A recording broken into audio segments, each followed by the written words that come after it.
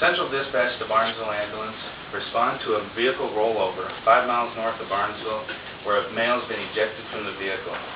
We're getting reports from bystanders on scene saying that the patient's leg has been amputated. What I just said to you was an actual call that the company I work for responded to. The patient needed immediate IV access. I think it's important that people realize the different treatments and procedures that can be done in the back of an ambulance, which is why today I'm going to demonstrate how to start an IV. I've been a paramedic for 3 years, and starting an IV is an important part of my job when it comes to treating my patients.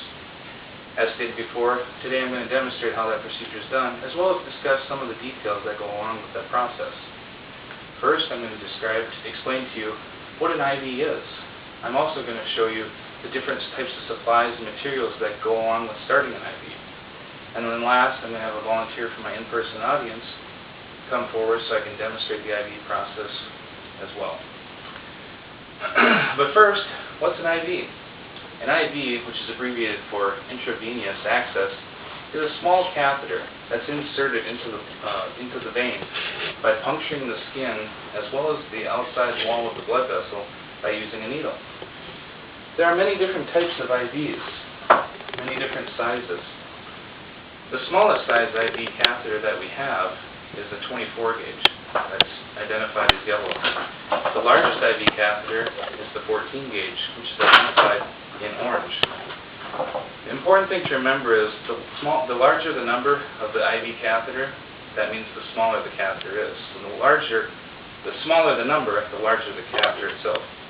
24 gauge is identified in yellow, 22 identified in blue, 20 gauge that's identified in pink, 18 gauge identified in green, the 16 gauge identified in gray, and the granddaddy of them all, the 14 gauge, is identified in orange. This is the largest IV catheter out there. Just going to pass this around to my audience to take a look. So, what is an IV used for? IVs are a great source of administering medication. One medication we can administer with IVs is pain medicine.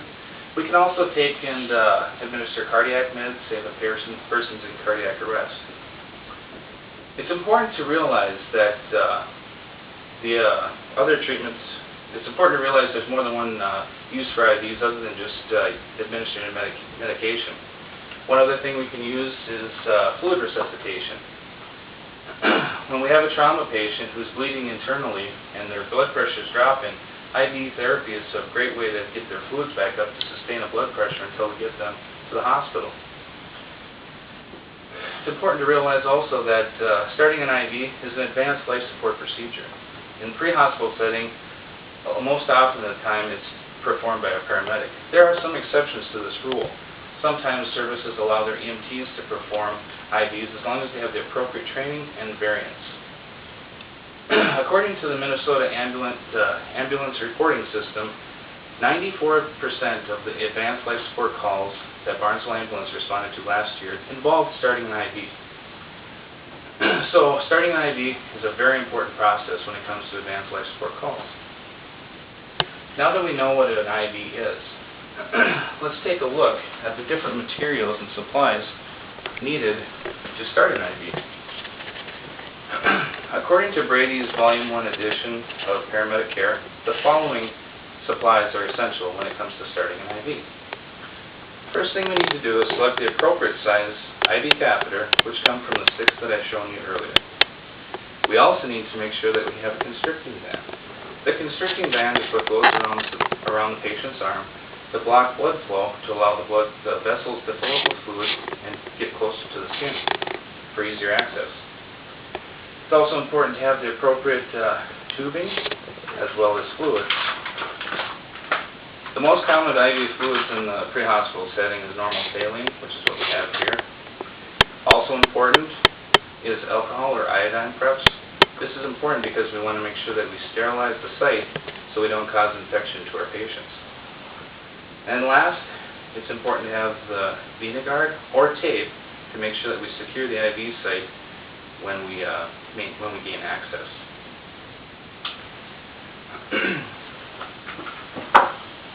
Now that we've looked at the materials that are needed to start an IV, I'm going to have a member from my audience come up and I'll demonstrate how the process takes place.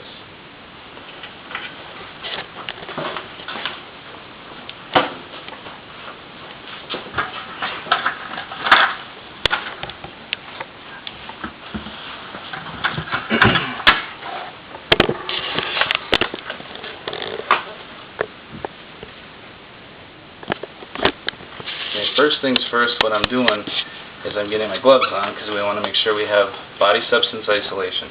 This is important for both me and the patient so we don't spread infection. And I'm just going to take a look at the vein here, or veins in her hand real quick, and determine what size IV catheter would be appropriate.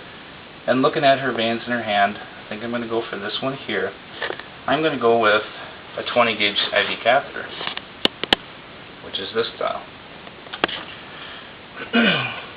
Once I've decided which vein I want to try and gain access to and which catheter I'm using, I'm going to take and put on the constricting band.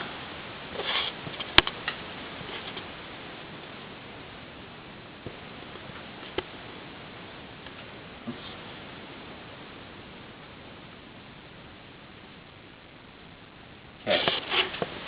Now the constricting band's on, so hopefully our veins will start popping up.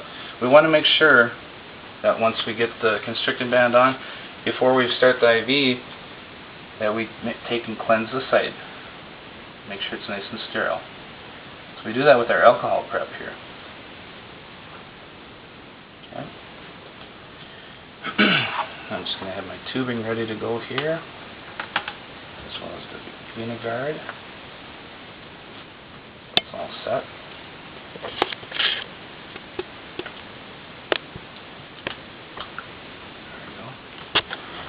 Okay. Important thing too is you got to make sure that the stylet comes off the needle nice and easy. This allows for it to flow into the vein easier. You want to make sure you have the skin nice and taut.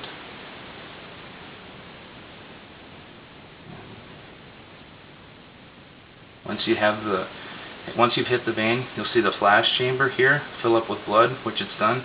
You can also see blood has filled up the catheter as well. That means I'm in the vein. So I want to release the constricting band and see if we can advance the catheter, which it's doing nicely. Now once I've done this, I want to make sure I occlude the vein and slowly pull out the needle. This needle has a nice device where you just push a button and it retracts the needle, so it's completely safe.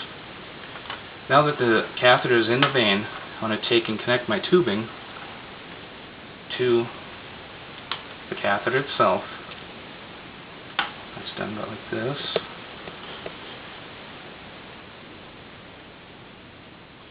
Now before I take and secure this site, I want to make sure it flows nice and freely and that we're in the vein and it's working properly. So I'm just going to open up the IV line here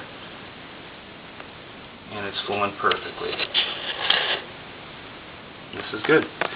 So now that we know the IV is working good, we also want to make sure we keep an eye on the site around the IV. We want to make sure that it doesn't get puffy or build up a lump there, because that means the site has become infiltrated. Right now we're not seeing that, so it's working great. So we just need to take and secure the site.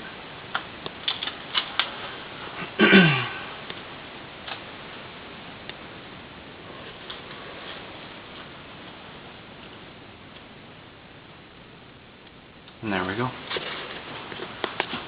Okay, I'll just sit down with this one.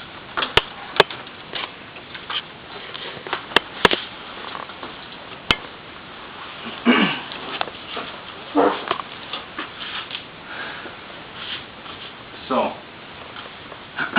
in conclusion, today I've shown you and demonstrated how to start an IV and gone over some of the little details that are involved in the process.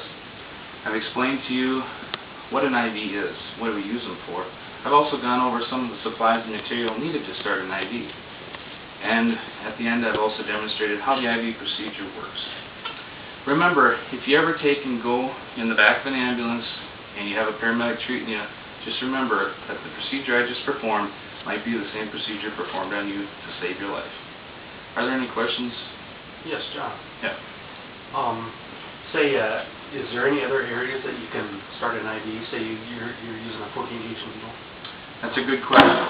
What Tom asked was, starting a 14-gauge IV, which is the largest IV, it's not always appropriate to try an IV that large on the hands. So one great spot to start an IV for those large ones is the antecubital. If you're not successful there, another good spot would be the external jugular veins in the neck. Are there any other questions? All right. Thank you.